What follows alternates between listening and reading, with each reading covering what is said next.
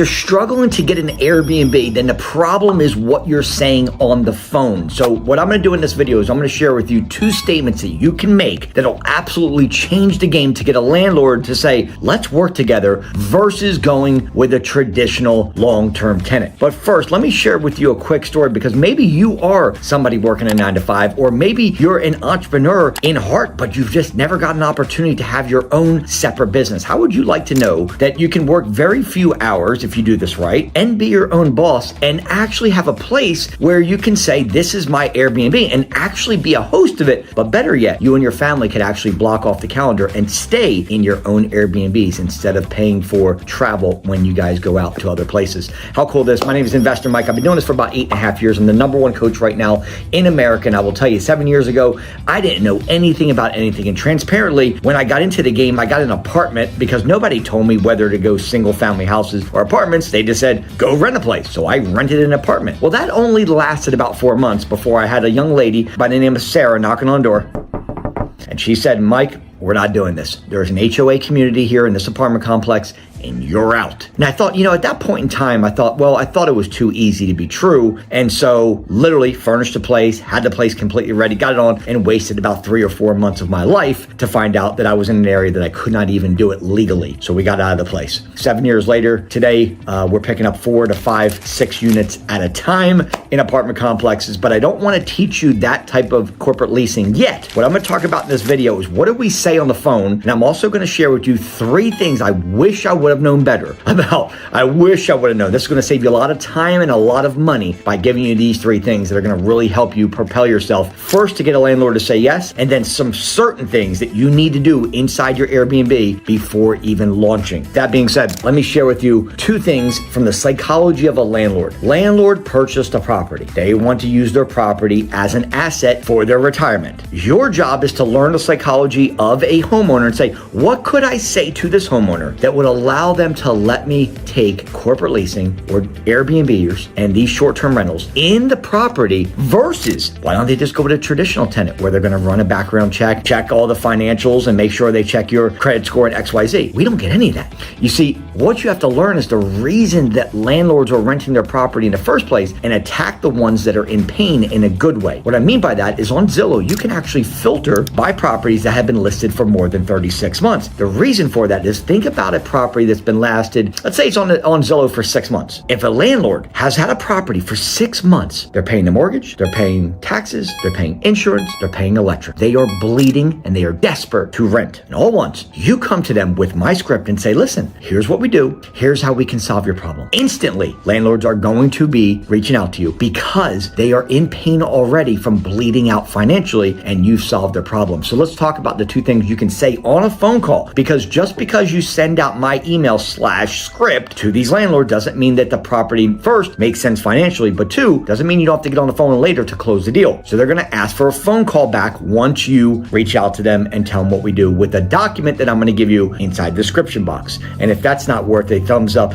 and a subscribe, then I don't know what is, because I'm going to give you the actual script where landlords will be eating out of your hand to work with you. And if you want that, hit the subscribe button and hit the like button. Share this with somebody you love as well, who may be trying to get into Airbnb business, because I'm the best in the game, guys. Okay, number 1, what do we want to ask? There's 2 statements that are very important. Pay close attention. The first statement that you want to say to a landlord is this: Mr. Landlord, we are a corporate leasing company. Now, why did I not say Airbnb? The reason you don't want to pitch Airbnb on the very first call is because of the negative stigma that Airbnb has based on the news. ABC, Fox, NBC, and all these different news channels have put Airbnb to make it believe that it's this big party town and people are going to go in and do drugs and trash your place. That could not be further from the truth, especially if you know how to filter the right high caliber people, like I teach my students. That being said, you say corporate leasing company. The minute they hear Airbnb on the first call, they're already turned. They're not listening to anything else you said. As sad as that is, they're not. So what we want to do is, we are a corporate leasing company. We have travel nurses, doctors, chiropractors, business professionals. Sometimes they stay for 2 to 3 days. Sometimes they stay for 2 to 3 months. What did I just tell a landlord there? Short term and midterm. Now, Mr. Landlord, this is the next most important thing. I'm going to give you number 2, and that statement is this: we are going to keep your property in for sale condition. Why is this important? Because landlord has bought this asset for their retirement, and a traditional tenant typically doesn't care about the property. You'll get some good tenants here and there, but sometimes landlords end up costing a lot of money on renovation and turnover, and that's the biggest cost to a landlord, is when a regular tenant leaves after 2 years, they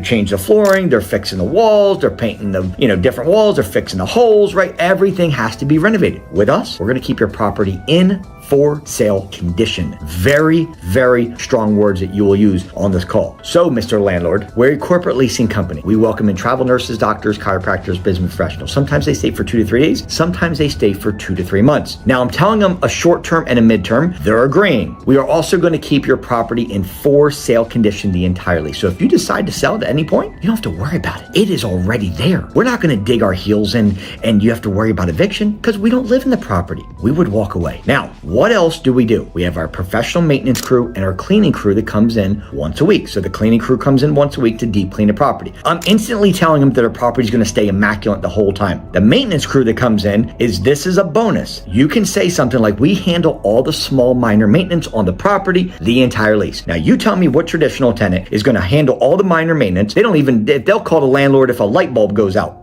We don't. Also, what traditional tenant do you know that's going to keep the property in for sale condition the entire lease? None. So now we have a corporation, which sounds fancy, right? Sounds like we got money. 2, we're already telling them it's a short and a midterm rental by saying they stay for 2 to 3 days or sometimes 2 to 3 months, depending on the clientele, right? Typically, our travel nurses will stay longer, or people that are going through surgery, right? Maybe we need some patients. They're going to be a little bit, in that 2 to 3 week period. And now we've told them we're going to keep their asset in for sale condition the entire lease. Guys, if you're saying this on a phone call, you're not pitching Airbnb, then after you've built the relationship with them and they say, cool, I like to work together, then we're going to send them an addendum, which is a 1-page document that my students will have. You guys will get it if we work together. And that 1-page document I have my attorneys put together. It's very, very good to protect us. That basically says to the landlord, look, you understand that we're not going to live in the property, but you're allowing me to put it on short-term rental platforms like Airbnb, vrbo, bookings.com, right? Marriott Home Villas, etc., right? Flipkey. So now they've agreed to it in writing, but not on the very first call. This is how you get a landlord on your side very quickly. I close deals 2 to 3 a day right now with my students. 2 to 3 a day we're closing. So that's how we get a landlord to say yes. We check the numbers. Once they say yes,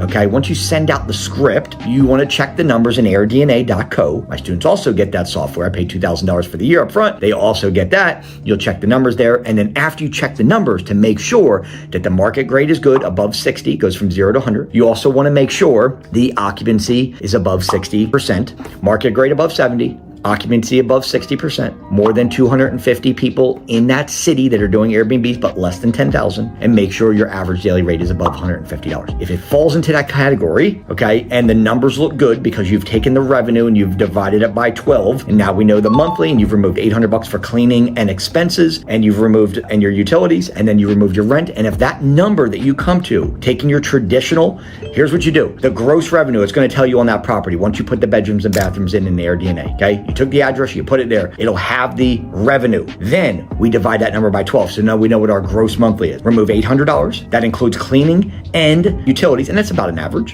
And then you want to remove your rent payment. After that, you've done those calculations. That number should be $1,500 or higher. If it's not, my students, I don't even tell my students move forward. If it's more than $1,500, we've got a good property in a decent area that we should do well on Airbnb. Okay, so now you guys know the market grade. You know what you should be looking for in the market. You also know that how to do the numbers. You also should be looking for properties around hills, hospitals, hotels, and H2O, which means a property with a pool or hot tub. Now, what would I wish that I have known prior? So look, now we've checked the numbers. Now you know what to say on the phone with the landlord, and now we can move forward with what I wish I would have known prior to getting into Airbnb. And I will tell you, the smart lock is by far the best decision you ever made. The last thing you want to do is have a regular lock on your door, and then people go in for Airbnb, and then they leave, they go to the beach, they go to the bars, and they come back and they lost their keys and they can't get in at 2 o'clock in the morning. They're calling you and saying, hey, I need you to come by and open up the door. Last thing, smart lock, number one. Number two, you should have 2 to 3 pairs of sheets minimum, because things happen. Spills spills happen, people eat in the beds, people do you know what else in the beds, and you want to have extra pairs of sheets and linens for every bed. You will thank me later on this one. Also, had I known earlier, I would have went into single family, not apartments first. So I would be looking for a single family house between the $1,700 and $2,500 a month range, single family, and I would have picked areas like Nashville. You know, I would have picked areas like Jackson Beach. I would have picked areas like Savannah, Georgia, Scottsdale, Arizona, Pigeon Forge, Fort Lauderdale. I'm giving you some good markets, guys. If this isn't worth a thumbs up and a subscribe yet, this gave me the game right there, okay? So you guys, listen, this is what I would have done earlier. And I would have known to put a hot tub. All my students put hot tubs in the property. All I do is ask the landlord, listen, would you be opposed to me putting a hot tub? Doesn't require any electrical, doesn't require any plumbing. It plugs in like a hairdryer. Put it in the backyard. We'll remove it when we leave. No, not a problem. Every time. Now, why is this beneficial? Because a hot tub is the number 2 searched amenity in Airbnb. Number 1 is a pool. Can't put a pool there? You got a hot tub. You don't want to dig out a pool. Now, you could do an above ground pool because you can get them for like, $800 to $1,000. Right? We're like a 17 long, 5 feet deep, and we're actually testing that theory as we speak. But for right now, my students are just getting hot tubs for $500 online. You get that, put it in the back, and you can raise your rent somewhere between $20 and $30 per night, which means to me, it is the single best investment you'll make in Airbnb because you will be able to drive your prices up somewhere between $20 and $30, which means it pays the hot tub off in the very first month on average.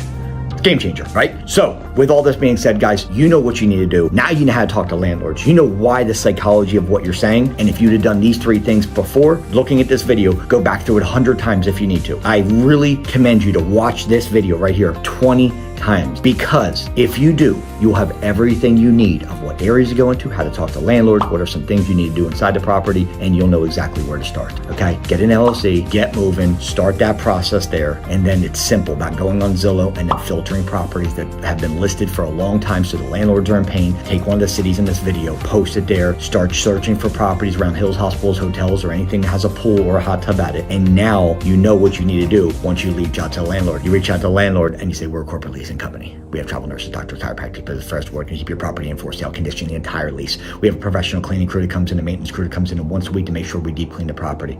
It's going to be in better condition when we leave than it is right now. And the reason for that is because we deep clean the property consistently. If you ever decide to sell the property, Mr. Landlord's going to be in for sale condition the entire lease. I'm looking for a 2-year lease to show you we're serious. We're ready to put our deposit down now. Can we put together a deal?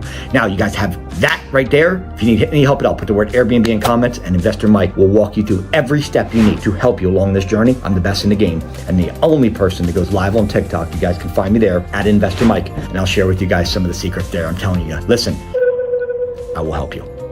I want you to win. God bless, be safe. Let's roll.